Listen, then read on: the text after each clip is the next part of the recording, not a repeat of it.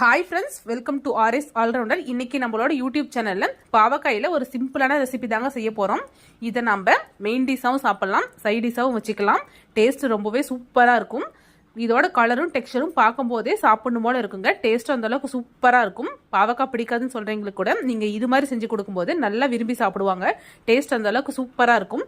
இப்போ வாங்க இந்த ரெசிபி எப்படி செய்யலாம்னு சொல்லிட்டு வீடியோக்குள்ள போய் பார்க்கலாம்.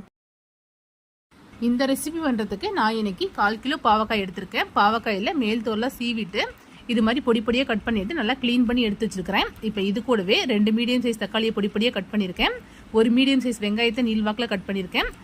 ஒரு கொத்து கருவேப்பிலை எடுத்திருக்கேன். இப்போ வாங்க எப்படி செய்யலாம்னு சொல்லி பார்க்கலாம். ஒரு பேனில் 2 டீஸ்பூன் ஆயில் ஆட் பண்ணிக்கிறேன். எண்ணெய் நல்லா சூடாகட்டும். எண்ணெய் நல்லா சூடாயிடுச்சு. இது கூடவே 1/2 டீஸ்பூன் கடுகு உளுந்து கடலைப்பருப்பு ஆட் பண்ணிக்கலாம்.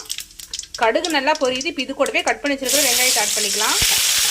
கருவேப்பிலை ஆட் பண்ணிக்கலாம். வெங்காயத்தை நல்லா வதக்கி எடுத்துக்கோங்க. வெங்காயம் இந்த அளவுக்கு வதங்கிடுச்சு. இது கூடவே கட் பண்ணி வச்சிருக்கிற தக்காளி ஆட் பண்ணிடலாம். இப்போ இது கூடவே தேவையான அளவு உப்பு ஆட் பண்ணிக்கோங்க. 1/4 டீஸ்பூன் பெருங்காயத்தூள் ஆட் பண்ணிக்கிறேன். 1/2 டீஸ்பூன் மஞ்சள்தூள் ஆட் பண்ணிக்கிறேன். இது எல்லாத்தையும் நல்லா மிக்ஸ் பண்ணிடலாம். தக்காளி வெங்காயத்தை நல்லா வதக்கி விட்டு எடுத்துக்கோங்க.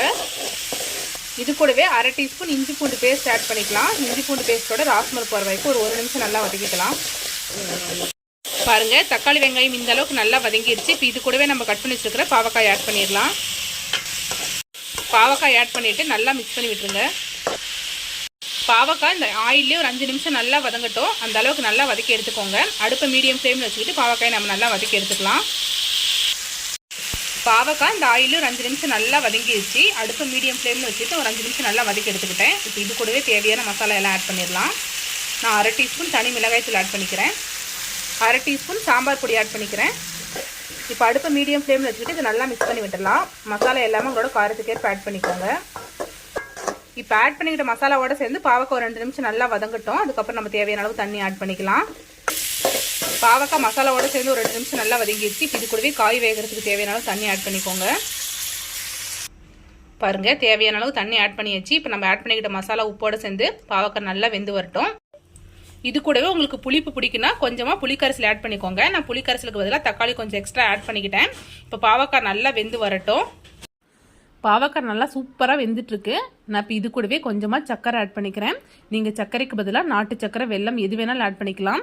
புளிக்குழம்பு இது மாதிரி பாவக்காயெல்லாம் செய்யும் போது நம்ம கொஞ்சம் ஸ்வீட் ஆட் பண்ணி செஞ்சோம்னா டேஸ்ட்டை கொஞ்சம் என்ஹான்ஸ் பண்ணி கொடுக்கும்.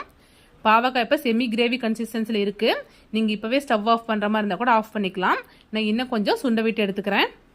பாருங்க, நான் இந்த அளவுக்கு நல்லா சுண்ட விட்டு எடுத்துக்கிட்டேன். சைடில் நமக்கு நல்லா எண்ணெய் பிரிஞ்சு வந்திருக்கு. இந்த அளவுக்கு நல்லா சுண்ட விட்டு எடுத்து சாப்பிடும்போது டேஸ்ட் அவ்வளோ சூப்பராக இருக்கும். இதை நம்ம சாதத்தோட அப்படியே பெசரியும் சாப்பிடலாம், இல்லைன்னா பொரியல் மாதிரி வச்சுக்கலாம். பாவக்காய் பிடிக்காதுன்னு சொல்கிறவங்களுக்கு கூட நீங்கள் இது மாதிரி கண்டிப்பாக செஞ்சு கொடுங்க. டேஸ்ட் அவ்வளோ சூப்பராக இருக்கும், கசப்பே இருக்காது.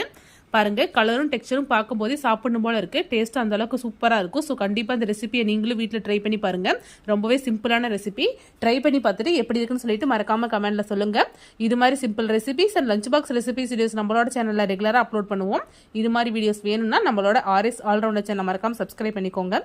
இந்த வீடியோ உங்களுக்கு பிடிச்சிருந்தா லைக் பண்ணுங்க, கமெண்ட் பண்ணுங்க, மறக்காம உங்களோட ஃப்ரெண்ட்ஸ்க்கு ஷேர் பண்ணிக்கோங்க. தேங்க்யூ ஃப்ரெண்ட்ஸ், தேங்க்ஸ் ஃபார் வாட்சிங்.